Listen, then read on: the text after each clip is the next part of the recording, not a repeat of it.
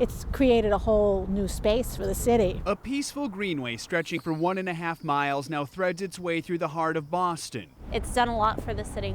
A series of parks that rest where an elevated highway once stood. It really was a wall, a big ugly wall in the middle of the city. Years ago, it was decided that wall must come down so they could open up the city and reconnect Boston with its waterfront. It's just so much better than it used to be with this ugly highway going through here. That highway now runs through a tunnel down below, but it all came with a hefty price tag. Biggest thing that stands out in everyone's mind is the overruns and the costs. It was very, very expensive. Well, initial estimates put Boston's Big Dig project at $2.6 billion. It eventually ballooned to $14.8 billion, a massive overrun Washington does not want to repeat. Over the years, several Washington policymakers have come to Boston to see what lessons can be learned from the Big Dig project. These are complicated projects. David Luberoff is a mega projects expert at Harvard University and has been fielding viaduct-related questions for a decade now. First off, he says it's good that Washington, unlike Massachusetts, is relying far less on federal funds. People tend to be much more cautious about their estimates when they're using their own money. There's better cost estimating. I think there's better planning. Doug McDonald knows both projects well. He served as Washington's transportation secretary and before that lived in Boston, watching the Big Dig while working on a different project. WashDOT looked at the Big Dig and it said one of the things you can do better early on is analyze what could go wrong. By closely analyzing potential risks, WashDOT cautiously came up with a $3.1 billion budget, including contingency funds. But even the state admits the odds of hitting that number are 60%.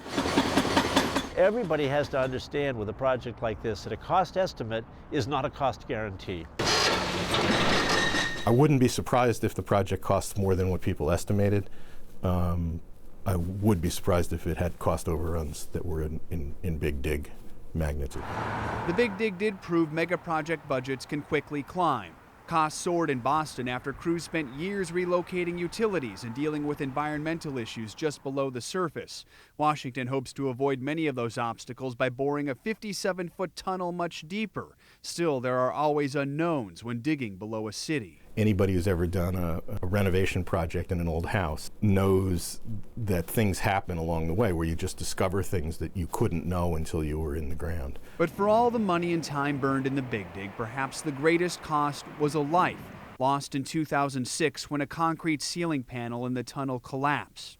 Some things maybe people don't understand. People understand that things on the ceiling are not supposed to fall down and kill people. To many, the collapse and other design flaws were a symptom of management issues as the project progressed. Too much oversight by private parties, too little transparency by the government. Sometimes public officials get wrapped up in wanting to get it done and meet a certain deadline, and I'd rather see public officials talk to the public and say we need more time because we want to get it right. WashDOT says with the viaduct project, the buck will stop with them. Despite all of the problems, Boston is starting to embrace the final product. People are just realizing this space. Including the greenway that sits directly above the tunnel, a public space that offers a glimpse into what Seattle's waterfront might look like when the viaduct's done. It's got such a promising future. Steve Anderson and Linda Jonash work for the conservancy that operates Boston's Greenway, a nonprofit group funded through public and private dollars. They admit the parks got a late start because early on no one was put in charge and Greenway plans weren't part of the initial Big Dig plans. That came late in the game here. It all works great, but it came very late. In the illustrative plan, Seattle planners have studied Boston and feel they're way ahead.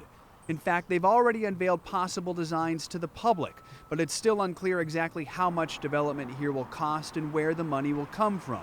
And of course, it all hinges on finding funding to replace Seattle's aging seawall. We need to avoid the mistake in Boston of waiting too long. And we can do that, but we got to get going. It wasn't easy, but Boston did finally get to this point. I think it was worth it because I think it looks so much nicer now. Now Seattle will try to get there on time and on budget. In Boston, Joe Fryer, King 5 News.